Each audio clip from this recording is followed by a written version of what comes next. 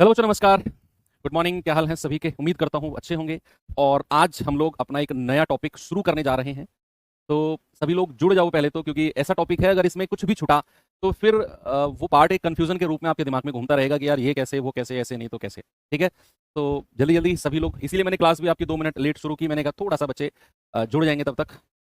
बहुत important topic है। और कंपाउंड इंटरेस्ट चैप्टर के बारे में ऐसी अफवाहें उड़ती हैं, ये अफवाहें, रूमर्स हैं कि बहुत टफ चैप्टर है। दरअसल उनका एक रीजन है ऐसा बोलने का। जो लोग ऐसा बोलते हैं, दरअसल उन्होंने कभी इस चैप्टर को उतना डीपली पढ़ा ही नहीं। और जो लोगों ने आपसे बोला होगा अगर कि चैप्टर बहुत टफ है कंपाउंड, उन्होंने भी किसी और से सुनकर इस चैप्टर को टफ मान लिया होगा। और ये प्रथा चलती आ रही है पहले से। लेकिन मैं आपको भरोसा दिलाता हूं, अगर आपने बहुत ही ज्यादा ध्यानपूर्वक बैठ के क्लास को सुन भी लिया तो भी आप ये डिसाइड कर लोगे कि चैप्टर बहुत आसान है। हाँ, मैं मानता हूं कि कुछ सवाल इसमें ऐसे होंगे जो थोड़े से कैलकुलेटिव हैं, लेकिन कैलकुलेटिव होने का मतलब ये नहीं है कि टफ है। गलत है। कोई क्वेश्चन अगर कैलकुलेटिव है तो उसको टफ की कैटेगरी में रखना इज लाइक, मतलब हम अपने ही कमियों को छुपा रहे हैं। तो क्या शुरू कर सकते हैं?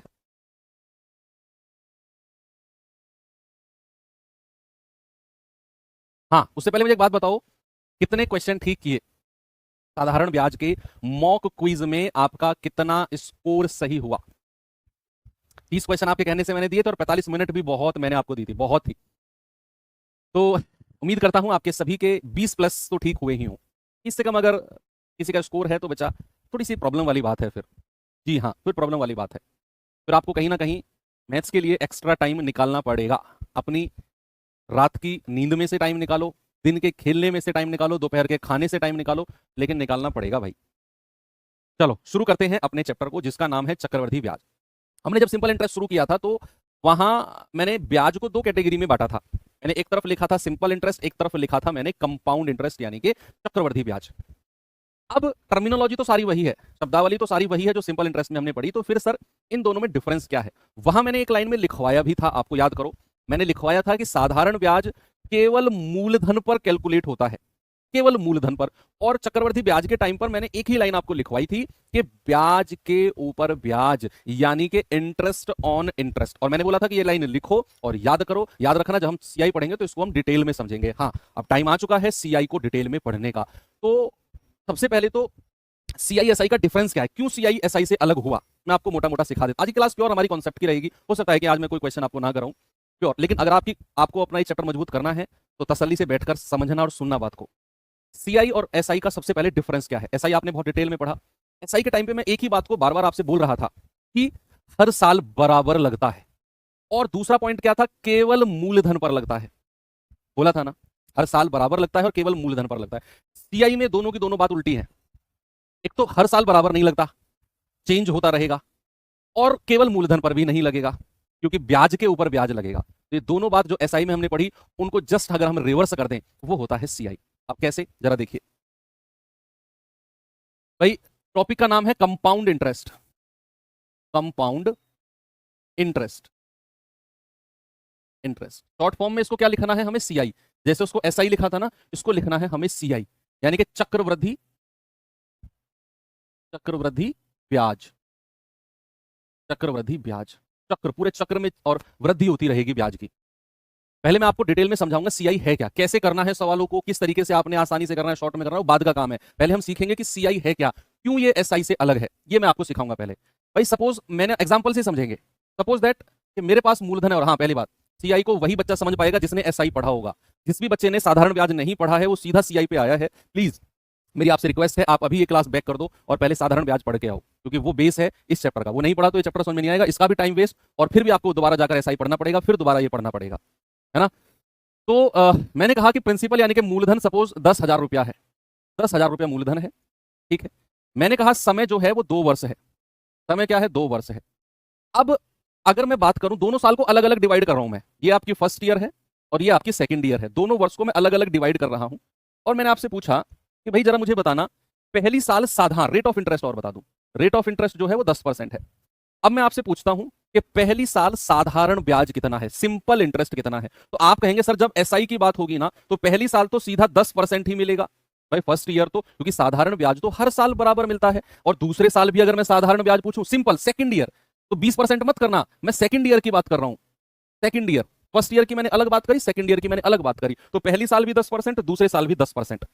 तो 10,000 का 10% कितना होता है जरा बताना। आप कहेंगे सर ये होता है 1,000 रुपया। कितना होता है? 1,000 रुपया। और दूसरे साल भी साधारण ब्याज कितना मिला? 1,000 रुपया। अगर बात साधारण ब्याज तक रुक जाती तो बड़ी ही खुशी की बात थी। अगर बात साधारण ब्याज तक रुक जाती तो बड़ी खुशी की बात थी कि पहली साल भी 10% 1,000 रुपया और दूसरे साल भी 10% 1,000 रुपया। लेकिन जब बात चक्रवृद्धि की आई है ना, तो बच्चे याद रखना, चक्रवृद्धि में ब्याज के ऊपर भी ब्याज मिलता है। मतलब फर्स्ट ईयर का तो कुछ नहीं, फर्स्ट ईयर तो ओके है। फर्स्ट ईयर में तो जो साधारण ब्याज है वही चक्रवृद्धि होता है। भाई पहली साल मैंने आपको 10,000 रुपया दिया उधार, तो पहली साल तो 10% ही ब्याज लगेगा ना। अब जो ब्याज के ऊपर ब्याज लगना शुरू होगा वो दूसरे वर्ष से, सेकंड ईयर से लगना शुरू होगा। भीम कुमार कह रहे हैं मजा नहीं आ रहा सर, अभी 15 मिनट बाद नहीं 1 घंटे बाद मैं नाचूंगा, है ना, घुंघरू घुंघरू बांध के नाचूंगा, तब तुम्हें शायद मजा आएगा। तो 1 घंटे ढंग से पढ़ लो, फिर मेरा नाच देखना, फिर मजा आएगा, है ना। भाई तुम्हें मजा दिलाना है तो मैं नाच तो सकता हूं ना आपके लिए। तो सुनो, मैंने क्या बोला, जब मैं फर्स्ट ईयर की बात कर रहा हूं तो केवल 10% ब्याज लग रहा है। अब लेकिन जैसे ही मैं सेकंड ईयर के पास आया, जैसे ही मैं सेकंड ईयर के पास आया तो मुझे इस मूलधन पर तो ब्याज मिल गया 1,000 रुपया, मुझे इस मूलधन पर तो ब्याज मिल गया 1,000 रुपया। लेकिन जो पहली साल आपने ब्याज कमाया ना, जो पहली साल आपने ये ब्याज कमाया, भैया इस पर भी आपको ब्याज देना पड़ेगा, इस पर भी आपको 10% का पैसा देना पड़ेगा, इस पर भी आपको 10% का पैसा देना पड़ेगा। ये 10,000 पर तो आपको सेकंड ईयर में 1,000 रुपया मिल गया, 10,000 पर तो सेकंड ईयर का 1,000 रुपया मिल गया। लेकिन जो फर्स्ट ईयर में जो आपने 1,000 रुपए कमाया, इस पर भी आपको 10% देना पड़ेगा।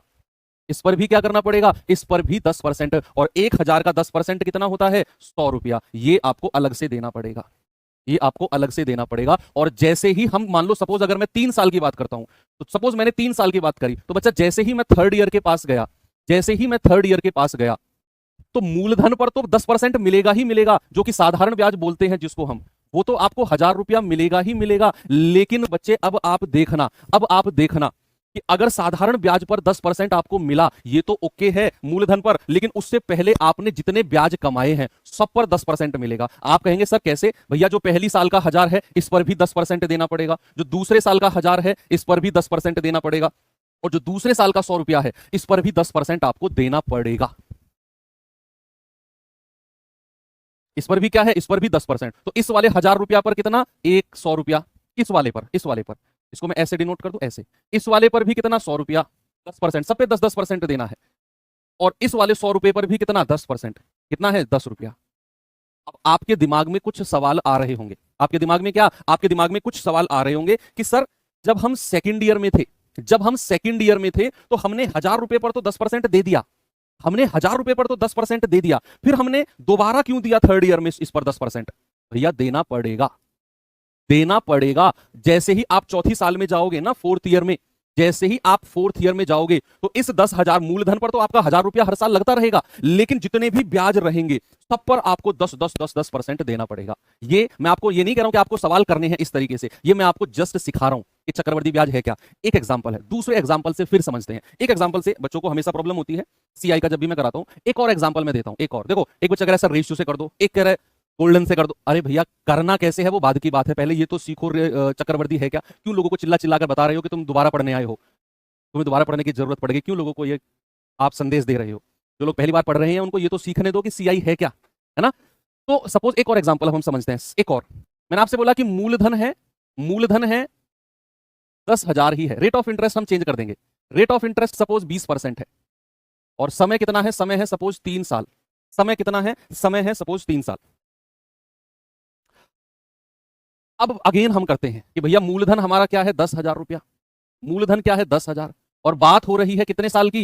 बात हो रही है 3 साल की। कितने साल की बच्चे? 3 साल की। तो फर्स्ट ईयर, सेकंड ईयर और थर्ड ईयर। अब बच्चे सुनना जरा एक बात, जब बात साधारण ब्याज की थी, जब बात सिंपल इंटरेस्ट की थी, तो सर बड़ी आसान जिंदगी थी। 1 साल का 20%, 3 साल का गुणा कर दो 60%, 1 साल का 10%, 4 साल का 40%। सर सीधा गुणा कर रहे थे। तो क्या चक्रवृद्धि में ऐसे गुणा नहीं कर सकते ना? क्यों? क्योंकि साधारण ब्याज तो हर साल बराबर लगता है। अगर पहली साल 10%, दूसरे साल भी, तीसरे साल भी, 20,000 वर्षों तक भी वो 10% लगता रहेगा। लेकिन चक्रवृद्धि ब्याज हर साल बराबर नहीं होता, इसीलिए हम 20 या 60 नहीं कर सकते चक्रवृद्धि ब्याज में।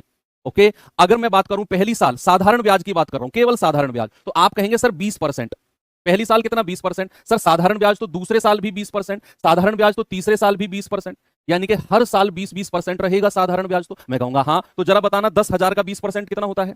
देखो ये मैं अब करके नहीं बताऊंगा 20/100 गुना 10,000, क्योंकि हम पिछले 4-5 करोड़ वर्ष पहले हमने परसेंटेज पढ़ा था। तो 10,000 का 20% इतनी मैं उम्मीद करता हूं कि सीधा 2,000 आप बोल दोगे। सेकंड ईयर का साधारण ब्याज 2,000, थर्ड ईयर का साधारण ब्याज 2,000। अगर कहानी साधारण ब्याज तक ही होती, अगर हमारी कहानी साधारण ब्याज तक ही होती तो ये निपट जाती कहानी यहीं पे। साधारण ब्याज कितना, 2 6,000 हो गया। लेकिन बात है चक्रवृद्धि ब्याज की। तो फर्स्ट ईयर का तो कुछ नहीं, फर्स्ट ईयर तो जो साधारण ब्याज है वही चक्रवृद्धि ब्याज है। फर्स्ट ईयर तो जो साधारण ब्याज है वही चक्रवृद्धि ब्याज है। लेकिन जैसे ही हम सेकंड ईयर के पास आएंगे, जैसे ही हम सेकंड ईयर के पास आएंगे तो भैया हमें ब्याज के ऊपर ब्याज मिलना शुरू हो जाएगा। भैया 10,000 ये मूलधन था आपका, इस पर तो आपको मिल गया 20%, लेकिन पहली साल जो आपने ब्याज कमाया इस पर कौन पैसा देगा, आप ही तो दोगे 20%। तो 2,000 का 20% कितना होता है, 400। ये आपने चक्रवृद्धि ब्याज दिया। ये तो साधारण ब्याज था 2,000 2,000 2,000। लेकिन जब आप चक्रवृद्धि के पास आए ना, जब आप चक्रवृद्धि के पास आए तो आपने पहली साल के 2,000 पर भी 20% 400 रुपया ब्याज दिया। और ये देना पड़ेगा अगर आपको चक्रवृद्धि ब्याज देना है तो। ये बात क्लियर है। अब जैसे ही आप थर्ड ईयर पे आए, देखना जैसे ही आप थर्ड ईयर पे आए तो इस 10,000 पर तो आपने दे दिया, मूलधन पर तो हर साल देना ही पड़ेगा, मूलधन पर तो हर साल देना ही पड़ेगा, वो तो मैंने पहले लिख दिया। लेकिन चक्रवृद्धि का मतलब है ब्याज के ऊपर ब्याज। तो आपने तीसरे साल से पहले जितने भी ब्याज कमाए सबके ऊपर ब्याज देना पड़ेगा। इस 2,000 पर भी, इस 2,000 पर भी और इस 400 पर भी, तीनों पर आपको ब्याज देना पड़ेगा। अगले वर्ष में जैसे ही आप कूद के जाते हो उस वर्ष से पहले, अगले वर्ष में जैसे ही आप कूद के जाते हो उस वर्ष से पहले जितने भी ब्याज आपने कमाए होते हैं सब पर आपको ब्याज देना होता है। क्या बच्चा, सबके ऊपर आपको ब्याज देना होता है। बताइए तीसरे वर्ष में कितना ब्याज बनेगा, जल्दी से बताइए।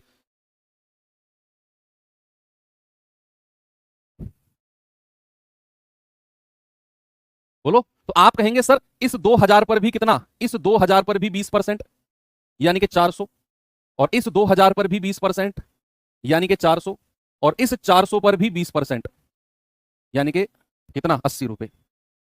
सबके ऊपर आपने ब्याज देना होगा।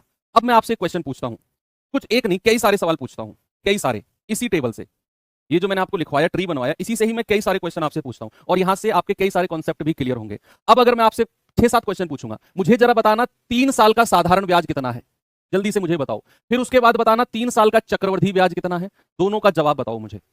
अगर मैंने आपसे पूछा 3 साल का साधारण, साधारण तो सीधा 2,000 2,000 2,000, सीधा 2,000 2,000 2,000। तो आपने कहा सर साधारण ब्याज तो 6,000 हो गया, साधारण ब्याज तो कितना हो गया, 6,000, भाई सीधा 2,000 2,000 2,000 हो गया। अगर मैं 3 साल का चक्रवृद्धि की बात करूं तो सबको जोड़ दो, 2,000 2,000 2,000, 6,000 तो है ही है, 6,000 तो है ही है, प्लस जो ब्याज के ऊपर ब्याज मिला 400 400 400 1200 और 80, 1280 और जोड़ दो, ये आ जाएगा आपका कितना, 7,280।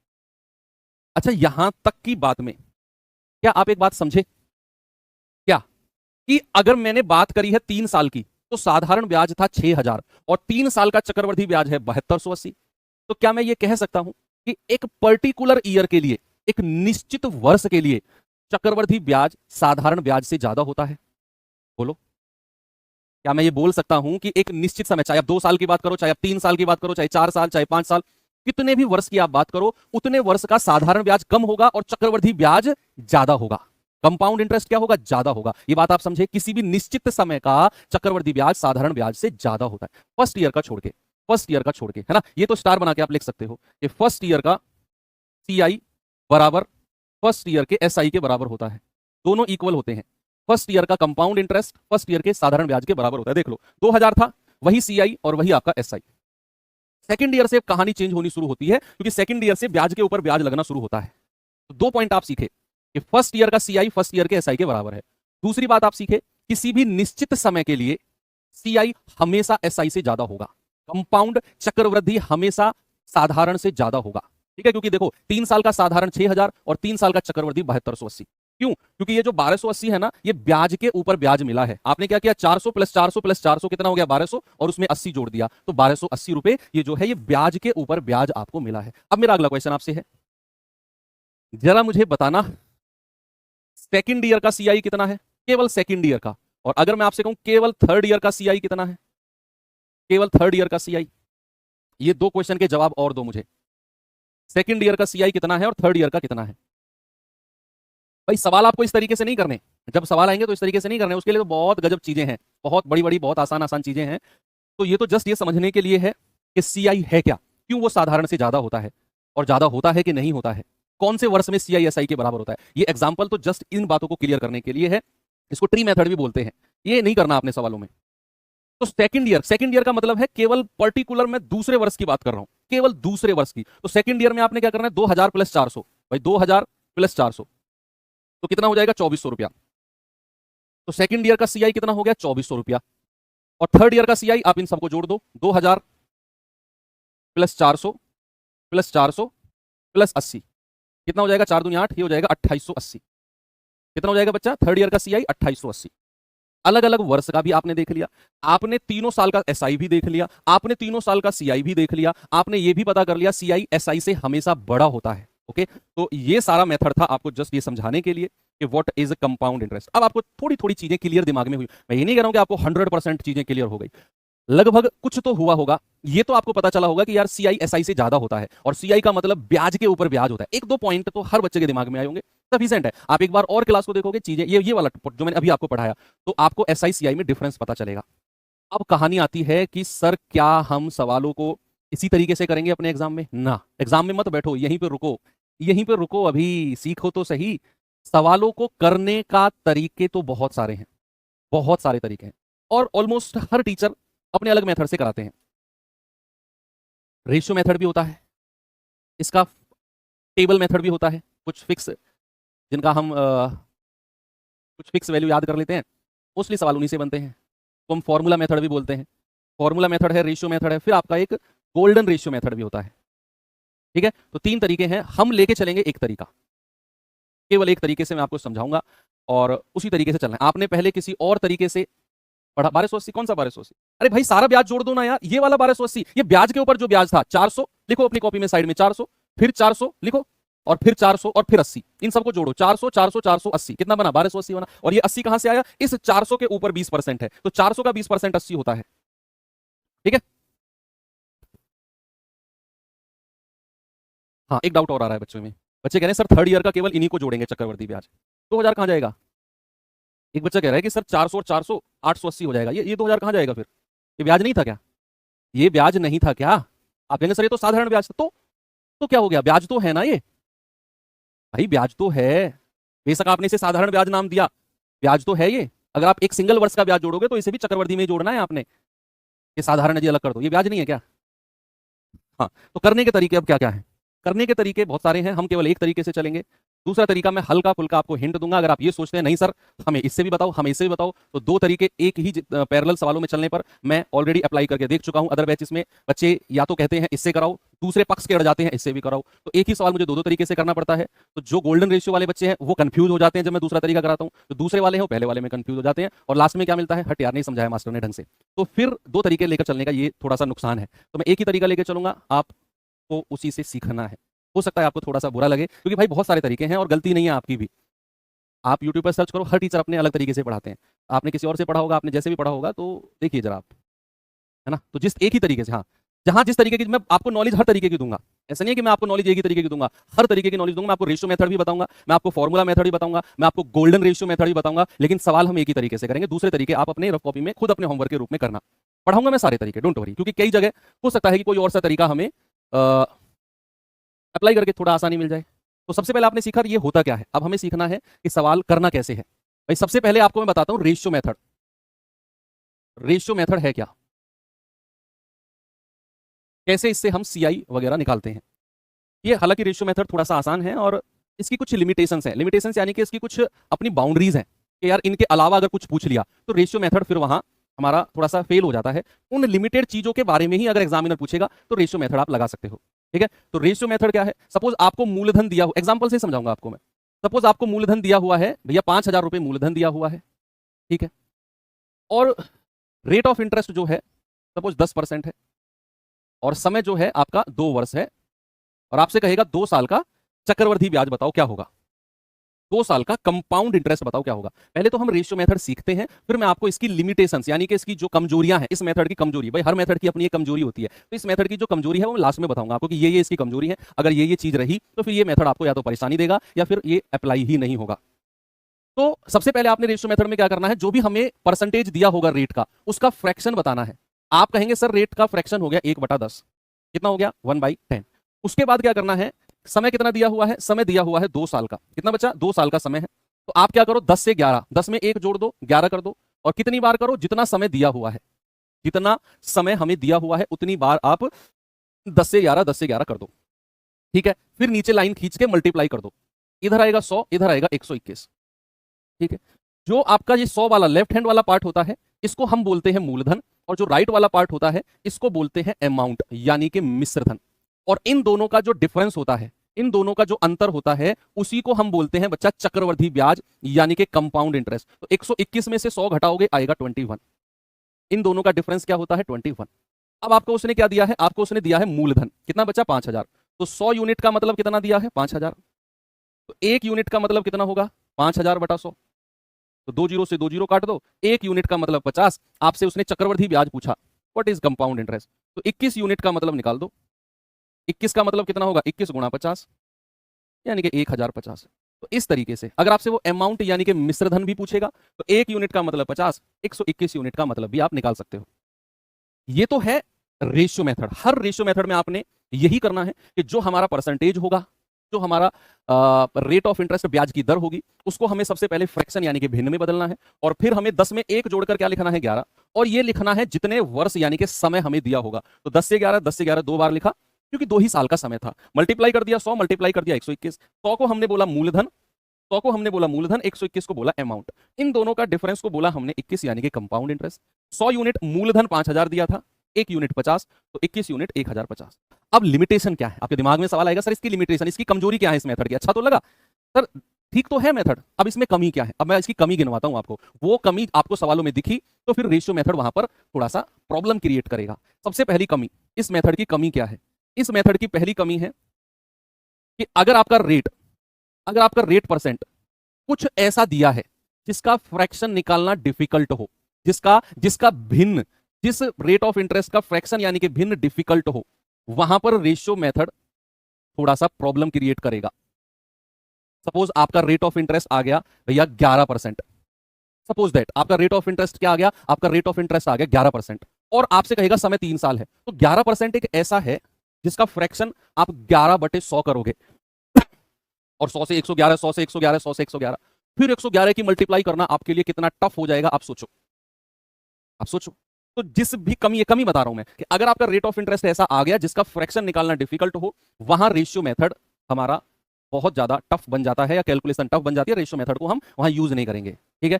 दूसरा क्या है, दूसरा लिमिटेशन क्या है, इस मेथड से केवल, इस मेथड से हम केवल क्या निकाल सकते हैं, हम मूलधन, चक्रवर्धी ब्याज और अमाउंट, केवल इन तीनों की ही हम बात कर सकते हैं, केवल मूलधन, चक्रवर्धी ब्याज और अमाउंट यानी कि मिश्रधन, इन तीनों की ही बात कर सकते हैं। इनके अलावा अगर उसने कुछ और पूछ लिया, आपसे कहेगा सेकंड ईयर का चक्रवर्धी ब्याज, दूसरे वर्ष का, आपसे कहेगा तीसरे वर्ष का चक्रवर्धी ब्याज, वो फिर हम इस रेशियो मेथड से नहीं जा सकते हैं। अगर वो सिंपल आपसे पूछेगा कि भैया मूलधन ये है, दर प्रतिशत ये है, समय 2 साल 3 साल ये है, बताओ मिश्रधन क्या होगा, बताओ चक्रवर्धी ब्याज क्या होगा, तो ही हम ये रेशियो मेथड लगाएंगे। अगर इसके अलावा कुछ और पूछ लिया तो फिर प्रॉब्लम हो जाएगी। ये 2 इसकी कमी है। पहली कमी क्या है कि फ्रैक्शन परसेंटेज अगर ऐसा हो गया 2%, 3%, 7% आपसे कहेगा 17% तो उनके फ्रैक्शन, भाई 10% तो आसान है, 1/10 हमने कर दिया, आसान है। तो अब आप कहेंगे सर ये तो इसकी कमी है, इसकी सबसे बड़ी खासियत क्या है, इस मेथड की सबसे बड़ी खासियत, अब खासियत सुनो। अगर आपको केवल इन्हीं चीजों में पूछेगा और आपका परसेंटेज अगर ऐसा हुआ जिसे परसेंटेज चैप्टर में मैंने आपको पढ़ाया, परसेंटेज चैप्टर में मैंने आपको टेबल लिखवाया था ना, और उसमें बहुत सारे परसेंटेज और उनके फ्रैक्शन मैंने याद करने आपको सिखाए थे, तो अगर रेट ऑफ इंटरेस्ट कुछ ऐसा हुआ जिसका परसेंटेज आपको फ्रैक्शन में पता है, जिसका परसेंटेज आपको फ्रैक्शन में पता है, तो फिर इस मेथड से बेस्ट मेथड कुछ नहीं है। फिर आप सीधा, क्योंकि ये मेथड ऐसा है, आपने परसेंटेज में भी अलग तरीके से पढ़ा, आपने प्रॉफिट लॉस में भी सक्सेसिव वाले तरीके से पढ़ा, और फिर आपको अगर यहां पर लगाना पड़ गया तो फिर तो बल्ले ही बल्ले है, अगर परसेंटेज ऐसा रहा जिसका फ्रैक्शन आप जानते हैं, तो ये सबसे मजबूत मेथड है, भूल जाना फिर सारे मेथड को, ये खासियत है, ठीक है। बस ये छोटी छोटी कमी याद रखना। अब आप कहेंगे सर अगर ये कमी रही तो फिर क्या करेंगे, भैया इन्हीं कमी को सुधारने के लिए आया अगला मेथड, जिसका नाम था हमारा फॉर्मूला मेथड। जिसका नाम क्या था, जिसका नाम था, देखो आज की क्लास में अगर आपने उथल पुथल मचाई, बहुत सारे बच्चे क्या होते हैं उन्हें तसल्ली नहीं होती है, वो ऐसे चुटकी में उनको रिजल्ट चाहिए। भाई जीवन में ठहराव लाना सीखो, जीवन में जब तक ठहराव नहीं होगा ना, मैं भी जब तैयारी करने लगा था ना, तो तैयारी शुरू करने से पहले, दरअसल मैंने एसएससी सीपीओ की तैयारी शुरू की थी, सीजीएल की भी नहीं थी मैंने। तो मैं तैयारी शुरू करने से पहले यूट्यूब पे सर्च करता था, तैयारी शुरू की थी मैंने, क्लासेस वगैरह 2-4 क्लास ही गया था मैं, 2-4 महीने मैं देखता था। और भाई साहब, सीआईएसएफ में सब इंस्पेक्टर का क्या काम होता है, दिल्ली पुलिस दरोगा जो होते हैं वो कैसे दिखते हैं, सब इंस्पेक्टर कैसे दिखते हैं, कैसे स्टार लगेंगे, भाई मैं भी ऐसे घुमा करूंगा, कितनी सैलरी आएगी, कैसे वो लोगों पर रॉब झाड़ते हैं, मैं भी ऐसे झाड़ा करूंगा रॉब। तो वो मुझे बड़ी एक्साइटमेंट थी। लेकिन जब आप धीरे धीरे पढ़ते हो ना, एक ठहराव आ जाता है जीवन में, और वो ठहराव आना बहुत जरूरी है। ये सारी चीजों से आप ऊपर उड़ जाते हो। आप यकीन नहीं करोगे, जिस दिन या जब मेरा सिलेक्शन हुआ था ना सीजीएल में, तो मुझे कोई एक्साइटमेंट इस तरीके का नहीं था कि मैं वहां जाके ऐसे करूंगा, अपनी पोस्ट पे जाके ऐसे करूंगा, वैसे करूंगा, ये रॉब झाड़ूंगा, ये कुछ भी एक्साइटमेंट जीरो, बिल्कुल। तो वो क्योंकि वो ठहराव था, वो ठहराव लाना सीखो। बहुत सारे लोग करते हैं ये नहीं सर, ये क्वेश्चन पे चलो जल्दी से, सर ये हो गया कॉन्सेप्ट, क्वेश्चन पे चलो, सर यहाँ तो बोर हो गए, सर ये नहीं मेथड नहीं दूसरा। वो बहुत उथल पुथल रहता है उनके जीवन में। मचा लो उथल पुथल, ठहराव आएगा, उसी के बाद आगे बढ़ोगे कॉन्स्टेंट। आज ले आओ ठहराव, अच्छा रहेगा, नहीं तो कल आएगा, परसों आएगा, आएगा जरूर। और ये बात जितनी जल्दी समझ जाओगे आपका फायदा है। ठीक है, तो कहां था मैं? अगला मेथड है हमारा formula method. Formula method, formula method कब बना आप समझ गए ना, कि जब रेशियो मेथड में हमारे परसेंटेज कुछ ऐसे रहे जिनको फ्रैक्शन में बदलना हमारे लिए बड़ा डिफिकल्ट था, तो फिर हम दूसरे मेथड पे आए जिसका नाम था फॉर्मूला मेथड। अब ये फॉर्मूला मेथड क्या है भैया? फॉर्मूला मेथड है हमारा, सपोज आपको 2 वर्ष के सीआई की बात करेगा, आपको क्या करेगा? 2 वर्ष का सीआई, 2 वर्ष का कंपाउंड इंटरेस्ट, और ये आपने पढ़ा हुआ है, आपने पढ़ा हुआ है। सपोज आपको दिया हुआ है कि भैया, नहीं, आपको कहेगा रेट ऑफ इंटरेस्ट जो है ना वो या फिर 2 वर्ष का सीआई का फॉर्मूला है, आप डायरेक्ट लिखो इसे। ये फॉर्मूला होता है ए प्लस बी प्लस ए गुणा बी बटा 100। ये फॉर्मूला आपको जाना पहचाना सा लग रहा है। सर ये तो हमने कंपाउंड इंटरेस्ट नहीं, ये तो हमने परसेंटेज के जमाने में पढ़ा था। हमने परसेंटेज के जमाने में पढ़ा था कि अगर 2 सक्सेसिव बढ़ोतरी होती है, A% की वृद्धि और B% की वृद्धि, तो सर वहां पर फॉर्मूला लगता है A प्लस बी प्लस ए गुणा बी बटा 100। तो ये कंपाउंड इंटरेस्ट वही तो है। सपोज अगर मैं आपसे बोलता हूं कि भैया प्रिंसिपल आपका 10,000 है, फॉर एग्जांपल, भाई आज की क्लास कंप्लीट हमारी थ्योरी की रहेगी और कल की भी क्लास लगभग हमारी थ्योरी की रहेगी। अगर कल भी सवाल हमने कराए तो लास्ट की 15 मिनट में जाके सवालों का नंबर आएगा। कल भी 45 मिनट की क्लास कंप्लीट थ्योरी की रहेगी। आज तो थ्योरी है ही है। मैं नहीं चाहता जल्दबाजी में बढ़ना। मैंने शुरू में बोला था कि हो सकता है आपकी 2-3 क्लास एक्स्ट्रा चली जाए, लेकिन जल्दबाजी बिल्कुल भी नहीं है। मैं जितना आराम से आज पढ़ा रहा हूं, जितना डिटेल में आपको पढ़ा रहा हूं, कल भी वही डिटेल में रहेंगे। कोई बात नहीं, 2 क्लास थ्योरी की रही तो क्या फर्क पड़ता है? आपका एक क्वेश्चन ठीक हो जाए 1-2 क्लास फालतू जाने से तो बढ़िया ही तो है। मैंने कहा मूलधन है 10,000 रुपया, प्रिंसिपल कितना है? 10,000 रुपए, और रेट ऑफ इंटरेस्ट सपोज मैंने आपसे बोल दिया 3%, 3%, और समय मैंने बोल दिया 2 वर्ष। और मैं आपसे कहता हूं बताओ अब कंपाउंड इंटरेस्ट कितना होगा? कंपाउंड इंटरेस्ट कितना होगा? अब आप अगर इसे रेशियो मेथड से जाने चाहोगे तो आपको लगेगा कि यार 3% जो है, 3% जो है उसका फ्रैक्शन 3/100 होता है। अगर मैं रेशियो मेथड से जाऊंगा तो 100 से 103 और 100 से 103 जाना पड़ेगा मुझे, इन दोनों की मल्टीप्लाई करनी पड़ेगी, जो कि बहुत टफ है। तो रेशियो मेथड तो यहां आपको प्रॉब्लम देगा, रेशियो मेथड तो यहां आपको प्रॉब्लम देगा। तो फिर हम क्या करेंगे? जैसे ही हमने एक परसेंटेज देखा जिसका फ्रैक्शन थोड़ा अजीब है, तो हम गए फॉर्मूला मेथड पे कि भाई 2 साल के सीआई का फॉर्मूला होता है a प्लस बी प्लस ए गुणा बी बटा 100। तो हम कहेंगे भाई रेट 3% है, समय 2 साल है, तो 2 साल का फॉर्मूला होता है a प्लस बी, ए की वैल्यू भी 3% रख दो, बी की वैल्यू भी 3% रख दो, 3 प्लस 3 प्लस 3 गुणा 3 बटा 100, तो क्या हो जाएगा? 6 प्लस 9 बटा 100 और 0.09 यानी कि 6.09%। ये आपको 2 साल का चक्रवर्ती ब्याज मिल गया। 2 साल का चक्रवर्ती ब्याज मिल गया। कितना बचा? 6.09। तो अब आप क्या करो? आप 10,000 का 6.09 निकाल दो। भाई 10,000 गुणा 6.09 और बटा 100, पॉइंट हटेगा, 2 जीरो और आ जाएंगी, तो आंसर कितना आ गया? 609। ये लो, कितनी आसानी से आपने निकाल दिया। तो बात समझ में आई आपको कि अगर हमसे सपोज अगर यहीं पे 10% होता रेट, तो चाहे आप फिर फॉर्मूला मेथड से जाओ, चाहे आप रेशियो मेथड से जाओ, कोई प्रॉब्लम नहीं है। किसी से भी जाओ आप चाहे फॉर्मूले मेथड से चाहे रेशियो से, कोई फर्क नहीं पड़ता। लेकिन रेट अगर ऐसा है, मान लो यही अगर 7% होता, तो आप फिर फॉर्मूला मेथड से जाते, 2 साल का a प्लस बी प्लस ए गुणा बी बटा 100। सही है। अगर आपसे सपोज 3 साल का पूछ ले कि भाई 3 वर्ष का सीआई, 3 वर्ष का सीआई, 3 साल का कंपाउंड इंटरेस्ट कितना होता है? इसका भी फॉर्मूला होता है। हालांकि अगर आपको A% की वृद्धि, B% की वृद्धि और C% की वृद्धि, 3 वृद्धि आपको दे दे, 3 वृद्धि आपको दे दे 6.09, अरे 3 3 9, 9 बटा 100, 6 प्लस 9 बटा 100 क्या होता है? 0.09। इन दोनों को जोड़ोगे तो 6.09% ही तो आएगा। अगर मैं आपसे कहूं A% की वृद्धि, B% की वृद्धि और C% की वृद्धि, आप इसकी वृद्धि बताओ ओवरऑल, तो आपका जवाब क्या आएगा? आपका जवाब आएगा सर 2 साल का मेथड या तो इस पे लगा दो, A plus B plus A गुणा बी बटा 100, और जो यहां से हमें मिले, जो यहां से हमें रिजल्ट मिले, उसको फिर C के साथ लगा दो। यही मैंने आपको सिखाया, यही तो मैंने आपको सिखाया कि भैया A और B पर लगा दो A plus B plus A गुणा बी बटे 100, जो यहां से मिले उसे C के साथ लगा दो, बस। ठीक है। या फिर 3 साल का एक मेथड भी, फॉर्मूला भी होता है। फॉर्मूला क्या होता है? 3A प्लस 3A स्क्वायर बटा 100 प्लस A³ बटे 10,000, 40। ये फॉर्मूला होता है फिर आपका 3 साल का, 3 साल का। सपोज अगर मैं आपसे कहने लगूं कि रेट ऑफ इंटरेस्ट, क्या बच्चा? मैंने बोला रेट ऑफ इंटरेस्ट मेरा 10% है, तो मुझे 3 साल का CI बताओ, और परसेंटेज में ही बताना। क्या करना? परसेंटेज में ही बताना मुझे। बताओ, ये फॉर्मूला है 3A प्लस 3A स्क्वायर बटा 100 प्लस A³ बटा 10,000, और मुझे बताएंगे आप 3 साल का ही।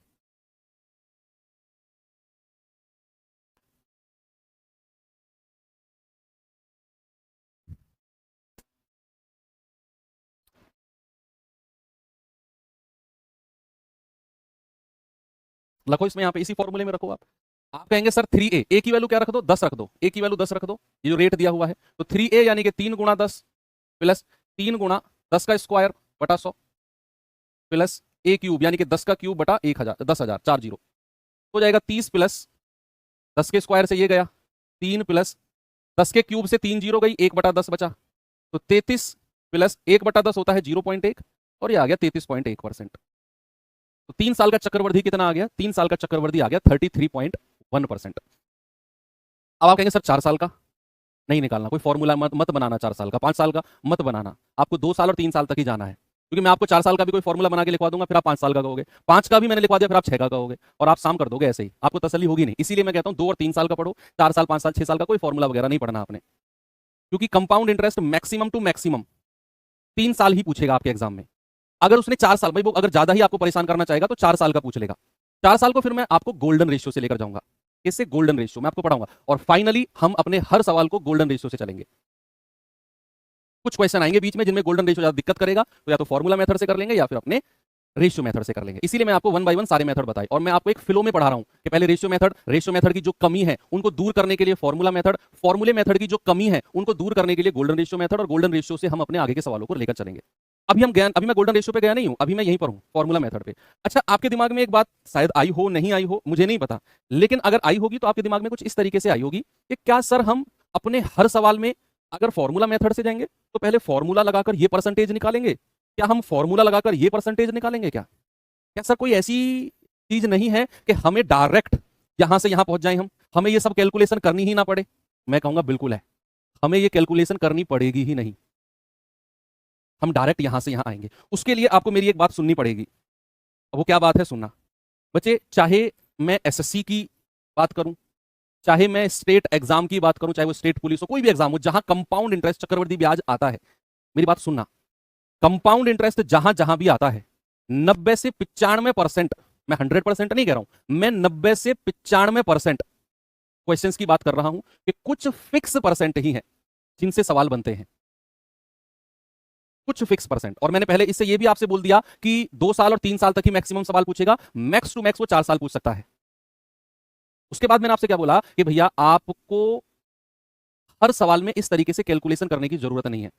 जब मैंने बोल दिया कि 90 से 95% सवालों में कुछ फिक्स आपके परसेंटेज ही हैं जिनसे सवाल आपका बनता है, जिनसे सवाल, अगर मैं उन आपके परसेंटेज का डायरेक्ट रिजल्ट आपको दे दूं कि भाई 10% है, 2 साल का कंपाउंड इंटरेस्ट आपका 21% होता है, और 10% है 3 साल का जो आपने निकाला कितना 33.1% होता है, और आप अगर इसे डायरेक्ट याद कर लो, आप अगर सर मैथ्स में कौन याद करता है? भाई करना पड़ेगा आपको याद, आपने परसेंटेज में भी तो याद किए फ्रैक्शन और उनके परसेंटेज, बोलो। तो इसी तरीके से एक अब मैं आपको टेबल देने जा रहा हूं, वो टेबल में कुछ फिक्स रिजल्ट रहेंगे, वो कैसे आए, वो सब इन्हीं जो फॉर्मूले मैंने आपको 2 साल और 3 साल का लिखवाया है, इन्हीं से ही बनके वो रिजल्ट बने हैं। तो वो फॉर्मूले आपके अप्लाई होकर कुछ फिक्स परसेंटेज जिनसे हर बार मैक्सिमम बार सवाल पूछे गए हैं वो बने हैं, वो मैं आपको दिखाता हूं क्या है, जरा देखना। भाई रेट अगर आपका,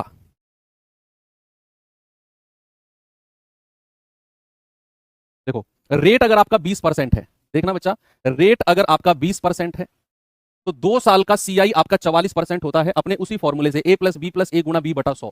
रेट अगर आपका 20% है तो 2 साल का साधारण 40%, 20 दूनी 40, और दोनों का अंतर ये 2 साल का है। अगर बात 3 साल की होगी, 3 साल का ये है, 3 साल का चक्रवर्ती 72.8, 3 साल का साधारण 60 और उनका डिफरेंस। अगर रेट, ये इंपोर्टेंट परसेंटेज जिनसे सवाल बने हैं मैंने वही लिखवाए आपको, और रेट अगर 15% है तो 2 साल का सीआई 32.25। आपको फॉर्मूला लगाने की जरूरत नहीं, डायरेक्ट याद करोगे बढ़िया है, नहीं याद करोगे तो भी मैं गोल्डन रेशियो मेथड से आपको करवा दूंगा सवाल। एसआई 30%, दोनों का डिफरेंस 2.25, लेकिन याद करोगे तो मैं कहूंगा बहुत बढ़िया रहेगा। रेट अगर 15% है तो 3 साल का ये रहा, चक्रवर्ती 52.8, साधारण 45, अंतर 7.08। रेट अगर 2% है, 2%, तो 2 साल का कंपाउंड 4.04, 2 साल का साधारण 4, 2 साल का डिफरेंस 0.04। ये 3 साल का है 6.1208, 6% और 0.1208। एक A4 सीट बनाना, उस पर ये सब लिखना। अभी आपको लग रहा होगा सर ये पता नहीं याद कैसे होंगे, इतनी सारी वैल्यूज को कौन याद करता है सर। भाई ये हो जाएंगी, जब हम सवाल करेंगे कुछ तो सवालों में याद हो जाएंगी आपको, और कुछ अगर आप एक दो बार रिवीजन करेंगे तो वैसे भी हो जाएंगी, बाकी आपकी मर्जी है। रेट अगर 3% है तो 2 साल का सीआई, एसआई और डिफरेंस, 3 साल का सीआई, एसआई और डिफरेंस। रेट अगर 4% है तो 2 साल का सीआई, एसआई और डिफरेंस, और 3 साल का सीआई, एसआई और डिफरेंस। देखो रेट अगर 3%, 4%, और यहां पर रेट आपका 2%। रेट अगर 12% है तो 2 साल का सीआई, एसआई और डिफरेंस, 3 साल का सीआई, एसआई और डिफरेंस। रेट अगर 8% है तो 2 साल का सीआई, एसआई डिफरेंस, 3 साल का सीआई, एसआई डिफरेंस।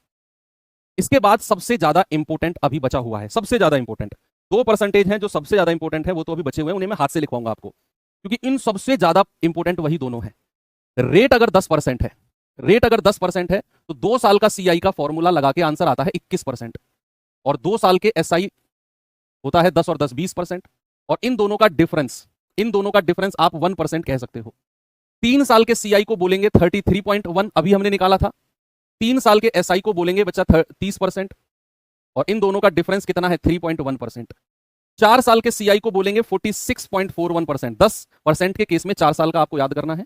4 साल के एसआई को बोलेंगे 10 चौके 40%, और इन दोनों का डिफरेंस है 6.41%, 6.41%। ये आपको 10% का याद रखना है। अगर मैं रेट ऑफ इंटरेस्ट 5%, दूसरा सबसे ज्यादा इंपॉर्टेंट, रेट अगर 5% है तो 2 साल का सीआई होता है बच्चा 10.25%, 2 साल का एसआई होता है 10%, दोनों का डिफरेंस आप देख लेना 0.25% है। 3 साल का सीआई होता है 15.7625। फॉर्मूला वगैरह सब लिखवा दिया मैंने 2 साल का, 3 साल का। आपको अगर प्रॉब्लम है तो आप अपनी रफ कॉपी में इन्हें वेरीफाई कर लेना।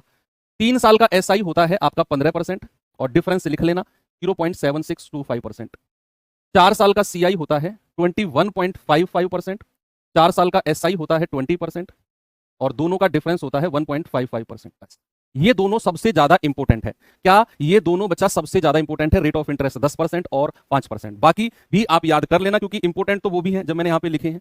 ठीक है, तो आज की क्लास को यहीं पर एंड करते हैं। कल मैं आपको जिस रेशियो से हम आगे बढ़ेंगे, गोल्डन रेशियो मेथड, उसे पढ़ाऊंगा, कुछ रेशियोज लिखवाऊंगा, और फिर हम अपने सवालों की तरफ आगे बढ़ जाएंगे। ठीक है, कुछ और छोटे छोटे कॉन्सेप्ट हैं, छमाही दर, तिमाही दर वगैरह, ये दो, और कल हम शुरू कर देंगे सवालों को। ओके, आज की क्लास कंप्लीट थ्योरी थी। उम्मीद करता हूं अगर आप इसे दोबारा देखेंगे तो आपको और अच्छे समझ में आएगी। तो थैंक यू, बाय बाय, जय हिंद।